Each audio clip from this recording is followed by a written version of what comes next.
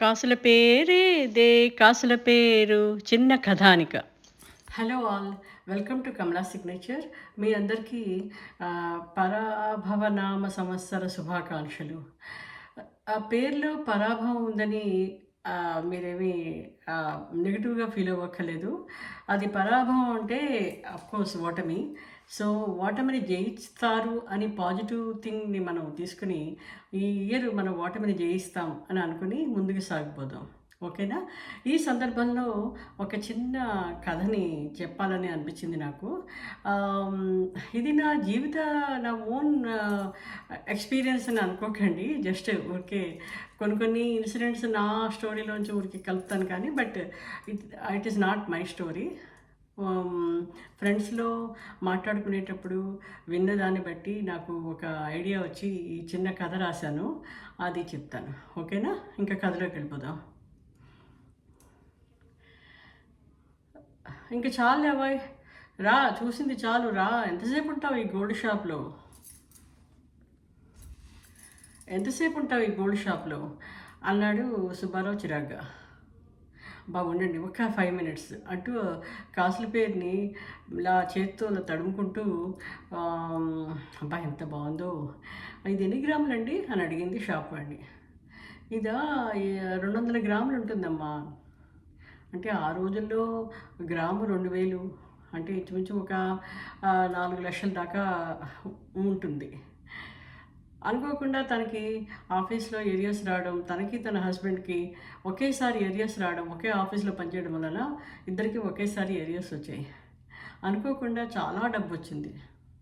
అందరూ మీ అబ్బాయి పుట్టిన వేళ విశేషం, మీకు లాటరీలా వచ్చింది, అపార్ట్మెంట్ కొనేసుకోండి అన్నారు అందరూ. కానీ తనకేమో ఎప్పటి నుంచో కోరిక, గోల్డ్ కాసుల పేరు కొనుక్కోవాలని. అందుకని గోల్డ్ షాప్కి తీసుకొచ్చింది భర్తని. కానీ మొత్తం ఏరియాస్ డబ్బు అంతా గోల్డ్ మీదే పెట్టడం భర్తకి ఇష్టం లేదు. చిన్న బ్రేస్లెట్ కొని రా చెప్తాను, ఇంటికి వెళ్ళాక మాట్లాడుకుందాం అని తీసుకెళ్ళిపోయాడు సుబ్బారావు గోల్డ్ షాప్ నుంచి బలవంతంగా. రాధకి చిన్నప్పటి నుంచి కాసుల పేరు అంటే చాలా ఇష్టం. ఎందుకో తెలియదు, గోల్డ్ అంటే చాలా ఇష్టం. అది ఆడవాళ్ళ సహజ లక్షణం. అందంగా అలంకరించుకోవాలని, మంచి మంచి బట్టలు కట్టుకోవాలని, మంచి మంచి నగలేసుకుని చాలా అందంగా కనబడాలని ప్రతి స్త్రీ అనుకుంటుంది. కానీ రాధలో ఆ ఎమోషన్ కొంచెం ఎక్కువే. సో తను చాలా డిజపాయింట్ అయిపోయింది. గోల్డ్ షాప్ నుంచి చాలా బాధగా బయటకు వచ్చింది. చూడు రాధ, మొత్తం డబ్బంతా ఆ 200 గ్రాముల గోల్డ్ కొని, కాసుల పేరు కొని, అది ఎక్కడ పెడతావో చెప్పు. అది లాకర్లో పెట్టాలి, మళ్ళీ లాకర్కి ఫీజు కట్టాలి. ఇప్పుడు ఎప్పుడో పెళ్ళిళ్ళకి వేసుకుంటావు అంతే కదా.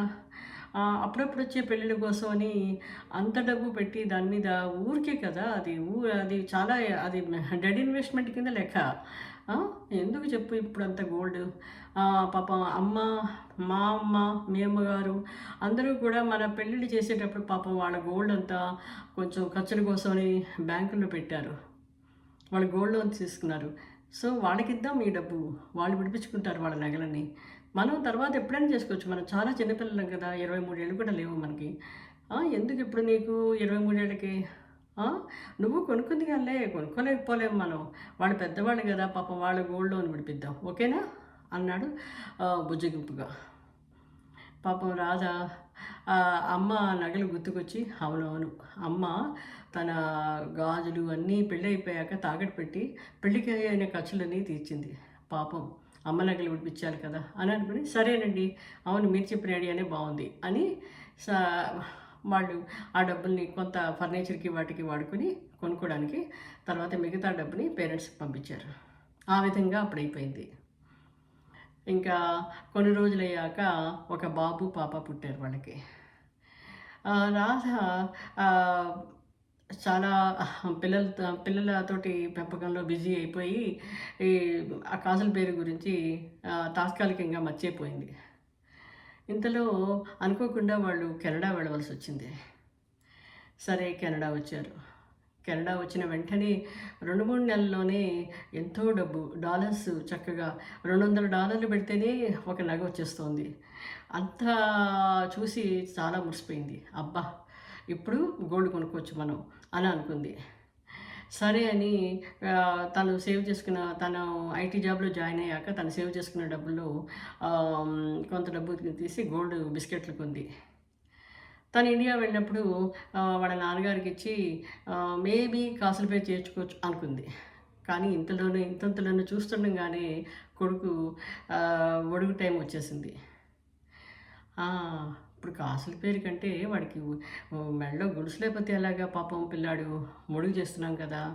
వాడికే మంచి పులిగూరు, పెద్ద గొలుసు చేయిద్దాం అని అనుకుని తన కోరికని తాత్కాలికంగా పోస్ట్‌పోన్ చేసి కొడుకు ముడుగు జరిపించింది. ఇ ఇంకా ఇలాగే జీవితం వెళ్ళిపోతోంది. ఇంతలోనే కూతురి పెళ్లి కూడా వచ్చేసింది. కొడుకు పెళ్లి, కూతురు పెళ్లి. అప్పుడు కూడా మళ్ళీ గోల్డ్ కొనుక్కుందామని బిస్కెట్లు కొని రెడీగా పెట్టుకుంది కెనడాలో. తను వెళ్ళి మళ్ళీ ఇండియాలో కొందామా కాసుల పేరు అనుకునే టైంకి అయ్యో! కోడలికి నగలు పెట్టాలి కదా పెళ్ళిలో. మనం తర్వాత కొనుక్కుందాంలే. అసహ్యంగా ఉంటుంది నగలు మినిమమ్ అయినా పెట్టకపోతే అని ఆ డబ్బులతోటి కోడలికి నగలు చేయించింది. అలాగే కూతురికి కూడా తన డబ్బులు కూతురు డబ్బులు సేవ్ చేసి ఉద్యోగం చేస్తుంటే చేసిన డబ్బులు సేవ్ చేసి తను కొంత కూతురు కొంత కలిసి చాలా గోల్డ్ కొంది. మొత్తం మీద కాసుల పేరు కొంది కానీ కూతురికి కొంది. అలాగా కూతురి పెళ్లి కూడా చాలా ఘనంగా అయిపోయింది. మళ్ళీ ఇంకా కెనడాలో తను అలాగే ఉద్యోగంలో కొనసాగుతోంది. ఇంతట్లో సడన్‌గా ఒకరోజు ఏవండీ ఇప్పుడు ఇంక ఏమి అడ్డులు లేవు కదా! ఇప్పుడు నేను కొనుక్కుంటానే కాసుల పేరు అంది. తప్పకుండానమ్మా కొనుక్కో అన్నాడు.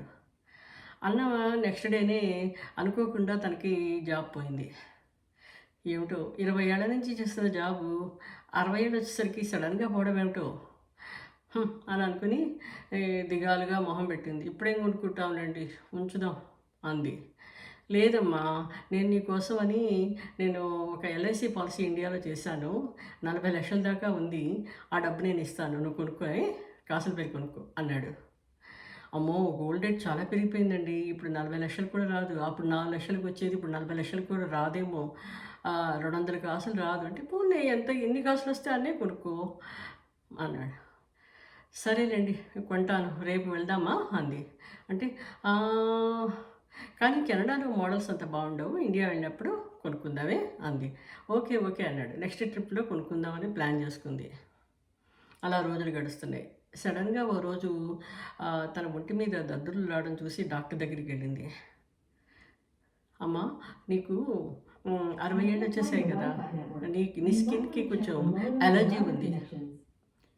నీ స్కిన్‌కి కొంచెం అలర్జీ డెవలప్ అయింది. అంటే నాకెప్పుడు రాలేదండి ఇలాగ దద్దుర్లు అంటే. అవునమ్మా కానీ స్కిన్ ఇమ్యూనిటీ కూడా తగ్గుతుంది 60 ఏళ్ళు వచ్చాక.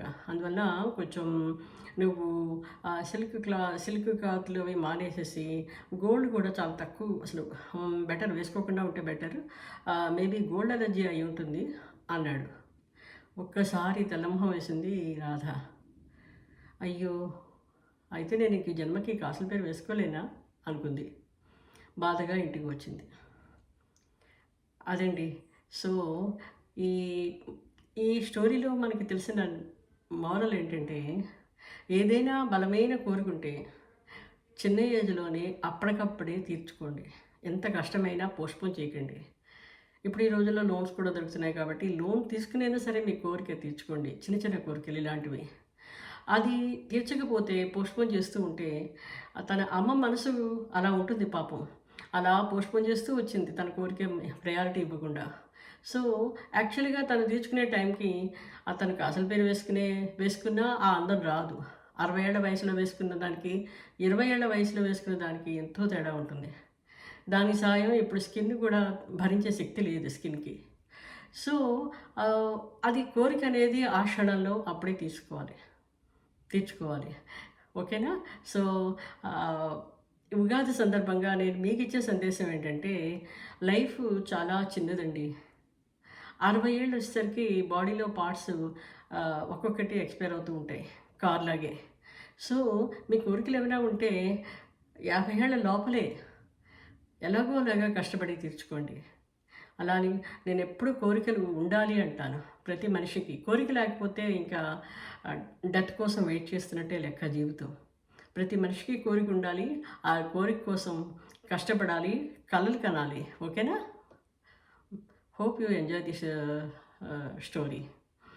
Don't think that it is my story, just కల్పితం అండి. ఓకే.